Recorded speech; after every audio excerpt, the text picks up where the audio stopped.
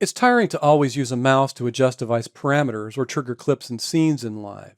Now, you can use MIDI controllers to do this, but if you don't own a controller yet, you can use your computer keyboard through Live's key mapping mode. So I've got exercise 1 from chapter 11 if you want to follow along. And I'll start by giving you a warning in that if the computer MIDI keyboard function is active, and we can do that by clicking on the button here in the control bar or by using our letter M key to enable or disable that. But if this function is enabled, the mappings involved will override anything that we do in key mapping mode. If you're going to be using key mapping, you'll want to make sure that the computer MIDI keyboard function is disabled when you're not using it. All right, to set up key mappings is rather easy. All we need to do is activate key mapping mode by clicking on the button here in the control bar, or by using the key command, which would be Command K on a Mac or Control K on a PC. Now, anything shaded in orange can be mapped by simply selecting it and then pressing a key on your computer keyboard. For example, I might select the tap function and assign that to T. The metronome function, I'll assign that to the letter K for click. And I'll go over and grab the punch in function and assign the letter P. And down here on the bottom part of the scenes, I'll map the stop all clips button to the letter C. Now, I'll just mention that I avoided the S here because the S is already mapped to enable and disable any solo buttons on selected tracks. So I didn't want to override that mapping. So let me hit my escape key to go out of here. And on the way, I'll mention that you can see the 4 things that we've mapped here up in the key mappings area. So I'll hit escape to get out of here. And now let's try those mappings. So I'll press the letter T to change the tempo, the letter K to enable and disable the click function, the letter P to enable and disable my punch in function. And again, if I'm playing a scene, I can use the letter C to stop those clips from playing.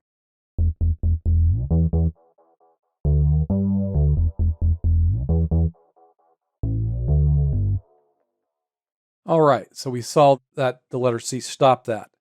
Now let's go back into key mapping and let's map some scene launch buttons to trigger those.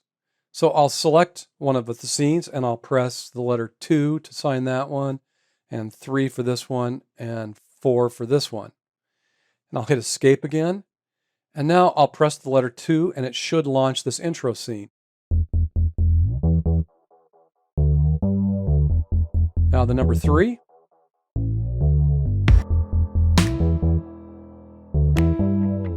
Number 4.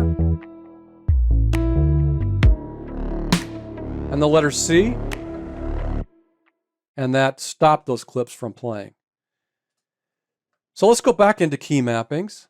And this time I actually want to get rid of some of these because I don't think I'm going to use them. So I'll grab those top 3 where I've assigned to the scene launch buttons, and I'll hit my delete key, and now those mappings are gone.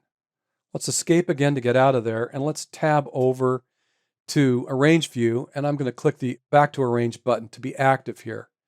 Now what I want to do is I want to assign some keys to select the locators.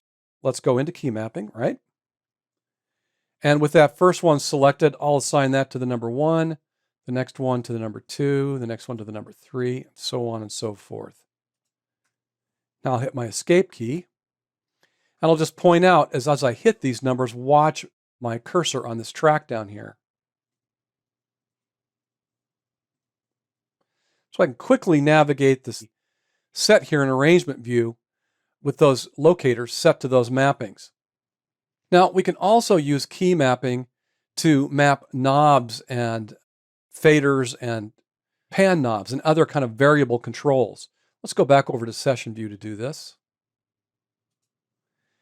And I'm just going to grab this pan knob here and I'll go into key mapping and I'll click that number 3 and I'm going to assign that to the letter Q. And I'm going to escape out of there, and now I'll hit the letter Q and watch what happens to this pan knob. So this shows us that if you assign a variable control to key mapping, it will only allow you to have a minimum and a maximum setting. In this case, it's going from the min and max, or the full left and the full right.